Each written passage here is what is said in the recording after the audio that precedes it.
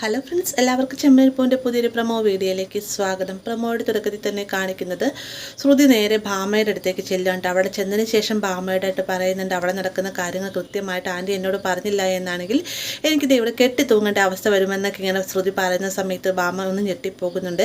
ഇതേ സമയം തന്നെ കാണിക്കുന്നത് വർഷയും ശ്രീകാന്ത് തിരികെ വന്നതിന് ശേഷം ചന്ദ്രയോടായിട്ട് പറയുകയാണ്, ആൻറ്റി എടുത്ത തീരുമാനം കറക്റ്റ് തീരുമാനമാണ്, കൃത്യസമയത്ത് തന്നെ അവരെ വീട്ടിൽ നിന്ന് ഇറക്കി വിട്ടില്ലേ എന്നൊക്കെ പറയുമ്പോഴത്തേക്കും ചന്ദ്രയ്ക്ക് അത്ര പിടിക്കുന്നില്ല കേട്ടോ. കാരണം വർഷയെ ഒരു പണക്കാരി എന്ന രീതിക്ക് മാത്രമാണ് ചന്ദ്ര അംഗീകരിച്ചിട്ടുള്ളൂ, അല്ലാതെ വർഷ എന്ത് പറഞ്ഞാലും നമ്മുടെ ചന്ദ്രയ്ക്ക് അത് ഇഷ്ടമല്ല അല്ലേ.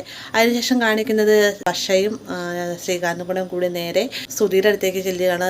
ശ്രീകാന്ത് ആണെങ്കിലും ആശ്വസിപ്പിക്കാൻ ശ്രമിക്കുന്ന സമയത്ത് വർഷ പറയുന്നുണ്ട്, നിങ്ങൾക്ക് എന്തായാലും ഇപ്പോൾ ആശ്വാസമായില്ലേ, അവരെ പോലെ ഒരു ബാധ്യത ഈ വീട്ടിൽ നിന്ന് പോയി നന്നായി എന്നൊക്കെ പറയുമ്പോഴത്തേക്കും സുധീരനെ കണ്ടിട്ട് ആശ്വാസത്തോട് കൂടി നിൽക്കുന്നതാണ് നിനക്ക് തോന്നുന്നുണ്ട്, നല്ല വിഷമമുണ്ട് സുധീരനെന്ന് ശ്രീകാന്തും മറുപടി പറയുന്നുണ്ട്.